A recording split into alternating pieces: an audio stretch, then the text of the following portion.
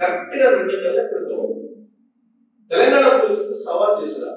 అయిపోకు ఆ ఓనర్ ఇమ్మడి Raghukumar scene cut చేస్తే arrest చేసి జైల్లో ఉన్నట్టు. అందుకే పోలీసులతో పెట్టుకోవద్దు. పోలీసులతో సవాల్ చేశారు, మీరు ఏం చేసుకుంటారో చేసుకోండి, మీ జాతకాలన్నీ నా చేతిలో ఉన్నాయి, అనేక మంది జాతకాలు నా చేతిలో ఉన్నాయి, వాళ్ళని బయటకు చేస్తారని చెప్పి ఒక ప్రెస్ మీట్ రిలీజ్ చేశారు. అప్పుడు సివి ఆనంద్కి సత్యనారాయణ గారికి ఆయన ఒక సవాల్ చేశారు. ఐపీఎస్ లో డైరెక్ట్ ఐపీఎస్ కూడా పేరు ఉంది సత్యనారాయణ గారికి, అలాగే సివి ఆనంద్ గారికి. అలాంటి వాళ్ళకే ఒక సవాల్ చేసినప్పుడు వాళ్ళు ఊరుకుంటారా? ఐపీఎస్ పవర్ ఏంటంటే చూపించరా? ఇప్పుడు అదే జరిగింది. రవికుమార్ బొమ్మ పడేలాగా చేశారు, జైలు పంపించారు. విచారిస్తే సుమారుగా 26,000 సినిమాలు అతని వెబ్సైట్ లో అప్లోడ్ అవైలబుల్ 26,000. ఇవి కాకుండా దాదాపు 50 లక్షల మందికి సంబంధించినటువంటి వివరాలు ఉన్నాయి. ఈ వివరాలని డేటాని వేరే వాళ్ళు పంపుకోవచ్చు. ఈ డార్క్ నెట్ ఇలాంటి వాటిలో కనుక వాళ్ళు అమ్మకానికి పెట్టేస్తే మీ అకౌంట్ లో డబ్బులు ఉండవు, మీకు సంబంధించిన పూర్తి వివరాలు వాళ్ళ చేతులకు వెళ్ళిపోతే గందరగోళం పరిస్థితి ఏర్పడుతుంది. 50 లక్షల మందికి సంబంధించినటువంటి సమాచారం, వాళ్ళకి సంబంధించిన డేటా మొత్తం అతని దగ్గర ఉందని చెప్పి తెలిసాడు. ఎందుకు పోలీసులకు ఎలా దొరికాడు? పోలీసులు ఆపరేషన్ చేశారా అంటే ఖచ్చితంగా పోలీసు ఆపరేషన్ జరిగి ఉంటుంది. గత కొంతకాలంగా ఆయనకి ఆయన భార్యకి మధ్యలో విడాకుల ఇష్యూ నడుస్తుంది. ఫైనల్ గా ఆయన కోర్టుకు రావాల్సి వచ్చింది. కోర్టుకి హాజరుపడడానికి వచ్చినప్పుడు కూకట్పల్లిలో పోలీసులు ఇమీడియట్ గా ఐడెంటిఫై చేసి, పోలీసులు సమాచారం ఆల్రెడీ ఉంది కాబట్టి వాళ్ళు పోలీసులు వెళ్ళి అరెస్ట్ చేశారు. ఇక్కడే చిన్న ట్విస్ట్ ఉంది.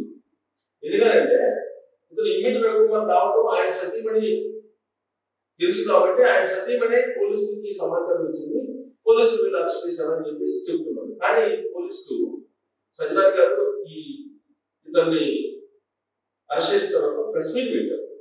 ఆ ప్రెస్ మీట్ లో ఎవరు మాకు సమాచారం ఇవ్వలేదు, మేమే అరెస్ట్ చేసాము అతన్ని అని చెప్పి చెబుతున్నాం. సరే పోలీసులు అరెస్ట్ చేశారా, లేదంటే రవికుమార్ భార్య సమాచారం ఇస్తే పోలీసులు వీళ్ళు అరెస్ట్ చేశారా అనేది మాత్రం కొంత అస్పష్టత ఉంది. అల్టిమేట్ గా ఏంటంటే ఐబొమ్మ రవికుమార్ గత కొన్ని సంవత్సరాలుగా సినిమా ఇండస్ట్రీని ఊహిస్తున్నాడు, వణికిస్తున్నాడు. ఎందుకంటే పైరసీ, సినిమా రిలీజ్ కాకుండానే ఈయన ఐబొమ్మలో వచ్చేస్తుంది. సినిమా రిలీజ్ కాకుండానే కొన్ని, ఎందుకంటే వాళ్ళు ప్రింటింగ్ ఇస్తారు, ప్రింటింగ్ ఇచ్చినప్పుడే ల్యాబ్ లో నుంచి కూడా కొన్ని వచ్చినాయి, తర్వాత కొన్ని థియేటర్ నుంచి మరికొన్ని ఏమో ఓటీటీ ప్లాట్ఫామ్ నుంచి మొత్తం డౌన్లోడ్ చేసుకుని ఇవన్నీ చేసి మొత్తం మీద సినిమా ఇండస్ట్రీని భ్రష్టు పెట్టించారు. వాళ్ళు ఎంతో కష్టపడి సినిమాలు చేస్తారు, కొన్ని వేల మంది కార్మికులు ఉంటారు, వాళ్ళందరి యొక్క కష్టం ఆవిరైపోయాక ఆయన టెక్నాలజీని ఉపయోగించి చేస్తారు. సరే టెక్నాలజీ పరంగా రవికుమార్ ఎక్స్పర్ట్ అయ్యారు. ఇతను హ్యాకర్ అందామా, లేదంటే టెక్నాలజీ నిపుణుడు అంటామా, ఏమనో అర్థం కావట్లేదు. కాకపోతే హ్యాకర్స్ గురించి డిపెండ్ ఉంది. ఇప్పుడు హ్యాకర్స్ కనుక కరెక్ట్ గా ఇతను హ్యాక్ చేయడం ఎలా అని చెప్పి తెలిసేది, అసలు హ్యాక్ ఎలా చేయకూడదో తెలుసు ఆటోమేటిక్ గా.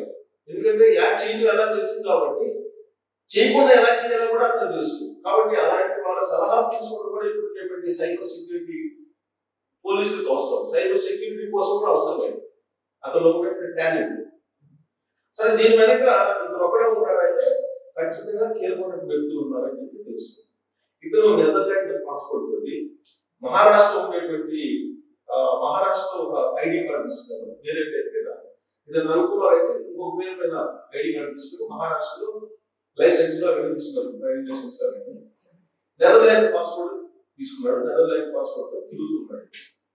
ఎక్కడ ఉన్నా సరే పోలీసులు కనుక నిఘా పెడితే ఖచ్చితంగా ఇక్కడ వచ్చేలాగా చేయగలరు. తెలంగాణ పోలీసులు దాంట్లో ఎక్స్పర్ట్స్, ఆంధ్రప్రదేశ్ పోలీసులు ఎక్స్పర్ట్స్.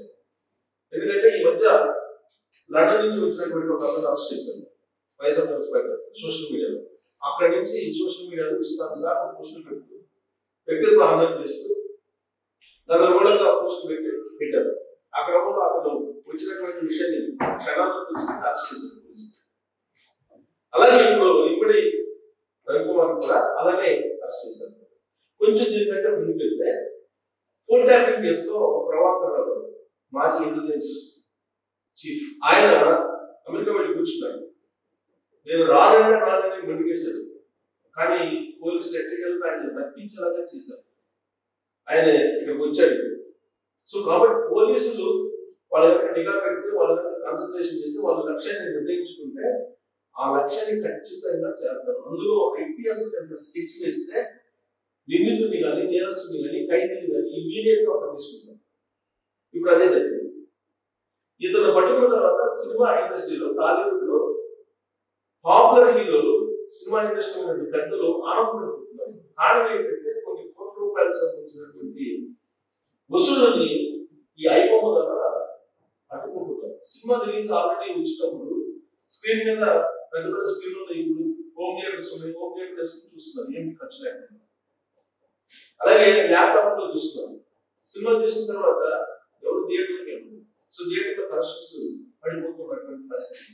ఇక నుంచి బహుశా ఇతను పట్టుకున్న ఉండవాడంటే ఖచ్చితంగా ఇలాంటి వాళ్ళు చాలా మంది ఉన్నారు. మరి వాళ్ళ మీద కూడా నిఘా పెట్టిన పోలీసులు వాళ్ళు కూడా పట్టుకోవచ్చు కదా అంటే ఇతను సవాల్ చేశారు పోలీసులు. అందుకే ఇతను పట్టుకున్నాను. ఐబొమ్మ మీద ఆ మధ్య కాన్సన్ట్రేషన్ చేసినప్పుడు ఇతను బొప్పం టీవీ అని ఆ బొప్పం టీవీలో మొత్తం వచ్చింది. అలాగే వెబ్సైట్ లో క్రియేట్ చేసి కొనసాగిస్తూ ఉన్నాడు. సో కాబట్టి ఇతను చేసేటువంటి వ్యవహారం అసలు ఎవరు పట్టుకోలేరు అని చెప్పి ఛాలెంజ్ చేశారు. ఒక ప్రెస్ మీట్ క్రియేట్ చేశారు. ఆ మధ్యకాలంలో ఐబొమ్మ దాన్ని కేసు పెట్టినప్పుడు మీరు ఎవరు పట్టుకోలేరు, నా జోలికి వస్తే మీ సంఘటన వస్తాను, మీ ఇంట్లో లైఫ్ ఏంటో తెలుసు, మీరు ఎవరెవరితో సంబంధాలు కలిగి ఉన్నారో తెలుసు, అవన్నీ నేను బయట పెడతాను. కాబట్టి అది కూడా పోలీసులకు సంబంధించిన వ్యక్తిగతమైన వివరాలు కూడా నా దగ్గర ఉన్నాయి. అందరికి సంబంధించిన జాతకాలు నా దగ్గర ఉన్నాయి. ఎవరెవరు ఎక్కడ ఉన్నారు, ఎవరెవరితో సంబంధం ఉన్నారో అది మొత్తం డేటా నా దగ్గర ఉంది. కాబట్టి మీరు నన్ను అరెస్ట్ చేస్తే మీరే పంపబడతారు అని చెప్పి ఒక హెచ్చరిక నోట్ రిలీజ్ చేశారు. నోట్ రిలీజ్ చేస్తూ డైరెక్ట్ గా సజ్జనార్ గారికి తర్వాత సిబిఆర్ గారికి ఇద్దరికి విచారణ చేశారు. సో దాంట్లో వాళ్ళు ప్రత్యేకంగా నిఘా పెట్టుకుంటారా ఇతన్ని అరెస్ట్ చేశారు. ఇతన్ని అరెస్ట్ చేసినప్పుడు మాత్రం నా పైరసీ ఆగిపోతుందా, ఇక నుంచి పైరసీ ఉండదా అని అంటే అనేకమైనవి ఉన్నాయి. ఐబొమ్మ లాంటివి కానీ బొప్ప టీవీ లాంటివి కానీ అనేకం ఉన్నాయి. దీంతో ఆగిపోదు. కాకపోతే ఇతను మేజర్ పోర్షన్ తెలుగు ఇండస్ట్రీలో మేజర్ పోర్షన్ గా ఉన్నారు. మేజర్ గా పైరసీ చేసినటువంటి హ్యాకర్ గా కనిపిస్తున్నారు. ఇప్పుడు అతన్ని అరెస్ట్ చేశారు. అరెస్ట్ చేసి జైలు పంపించారు. సచిన్ కూడా జైల్లో ఉన్నారు. అరెస్ట్ చేసినటువంటి పోలీసుల్ని నాగార్జున గారు తర్వాత రాజమౌళి గారు ఇలాంటి వాళ్ళందరూ కూడా అప్రిషియేట్ చేస్తారు. కారణం కొన్ని కోట్లు పెట్టి సినిమా చూస్తే ఆ శ్రమంతా ఈ హ్యాకర్స్ లాక్కెళ్ళిపోతున్నారు, పైరసీ తయారు చేస్తున్నారు, పైసలతో కలెక్షన్స్ తగ్గిపోతున్నాయి అనేటువంటి యాంగిల్లో వాళ్ళు సంతోషం వ్యక్తం చేస్తున్నారు. కానీ బట్ ఇలాంటి వాళ్ళు అనేక మంది కుటుంబించే అవకాశం ఉంది. కాకపోతే కొంత ఉద్యోగి తగ్గేటువంటి ఛాన్స్ అయితే ఉంది. ఇది లేదు కాబట్టి ఇంకా సినిమా రావు పైరసీ అనుకోవడానికి అయితే లేదు. పోలీసులు ఛాలెంజింగ్ గా తీసుకుంటే కనుక ఖచ్చితంగా పైరసీలు అరికట్టగలరు. ఇతరులే అరెస్ట్ చేయడానికి ఛాలెంజ్ తీసుకున్నారు. వ్యక్తిగతంగా వాళ్ళు ఛాలెంజ్ చేసేటువంటి సో మిగతా పరిస్థితి ఏంటి అనేది కామెంట్